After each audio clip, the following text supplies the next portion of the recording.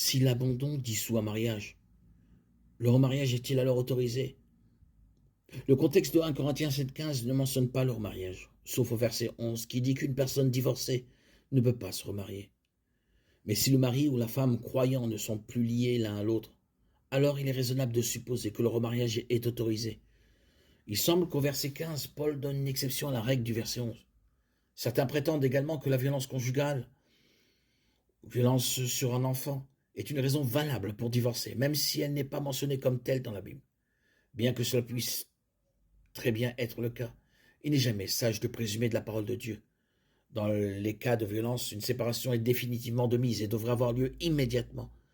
Parfois, dans le débat sur la clause d'exception, on perd de vue le fait que, quelle que soit la signification de l'immoralité sexuelle dans Matthieu 5 et 19, c'est une autorisation pour le divorce et non une exigence. Même lorsqu'un adultère est commis, un couple peut, par la grâce de Dieu, apprendre à pardonner et commencer à reconstruire son mariage. Dieu nous a pardonné bien plus. Nous pouvons certainement suivre son exemple et même pardonner le péché d'adultère. Éphésiens 4, 32. Cependant, dans de nombreux cas, le conjoint ne se répand pas et continue son comportement immoral.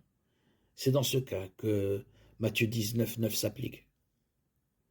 Le fait de vouloir se remarier rapidement après un divorce autorisé peut également poser problème. Dieu peut souhaiter que la personne divorcée reste célibataire, même si elle peut se remarier selon la Bible. Dieu appelle parfois les gens à rester célibataires afin que leur attention ne soit pas divisée. 1 Corinthiens 7, 32, 35. Le remariage après un divorce peut être une option dans certaines circonstances, mais cela ne signifie pas que c'est la seule option. La Bible dit clairement que Dieu déteste le divorce, Malachie 2,16, et que la réconciliation et le pardon devraient marquer la vie d'un croyant, Luc 11, 4, Éphésiens 4, 32. Cependant, Dieu reconnaît que le divorce se produira, même parmi ses enfants.